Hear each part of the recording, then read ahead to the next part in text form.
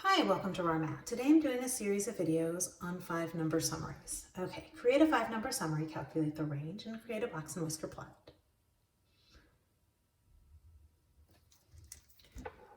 Plot for the following data.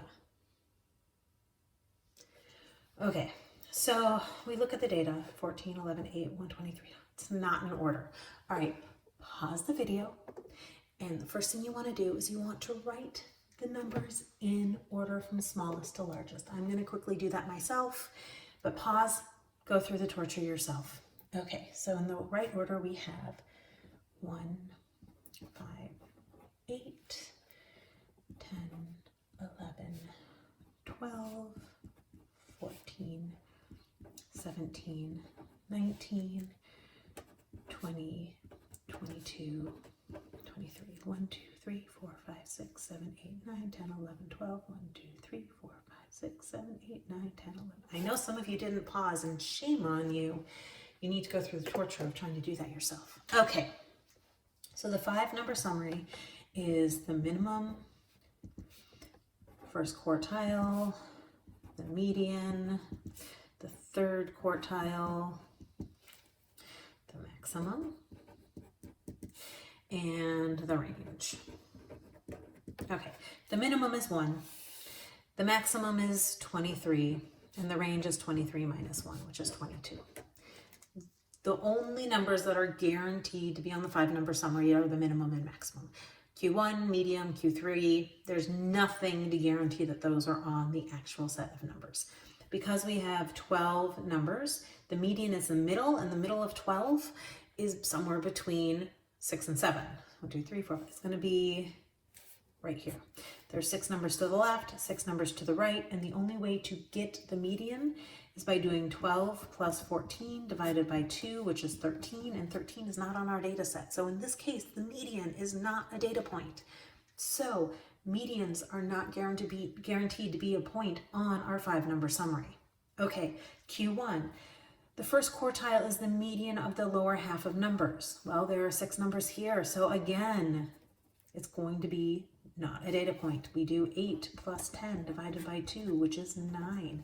9 is not a data point on our data set. So again, minimum and maximum are points and will always be points. It'll always be a smallest number. There will always be a maximum number. There will not always be a Q1 action. Well, there will always be a first quartile, but it will not always be a point on our data set.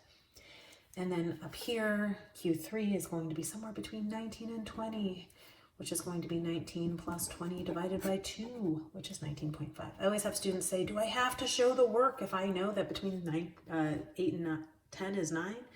You need to show what you need to show to get the right answer. Because if you get it wrong and you don't show the work, teachers don't know how you got what you got. Okay, now for the box and whisker plot. If you can't draw a straight line, use a ruler. Our smallest number is 1, our biggest number is 22. I'm going to start at 0. 1, 2, 3, 4, 5, 6, 7, 8, 9, 10, 11, 12, 13, 14, 15, 16, 17, 18, 19, 20, 21, 22, 23, 24, 25. Hey, that worked out nicely.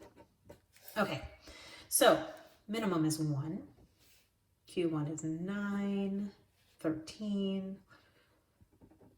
19 and a half is going to be right between those two, and 23. Okay, our box is a box from Q1 to Q3, so that's where I always start, is a box from Q1 to Q3. Then we have a line at our median, so there is the box of box and whisker. And then our whiskers from our box out to our minimum and our maximum. What the box and whisker does is it visually breaks our data up into chunks of 25%. Each of these areas contains 25% of our data.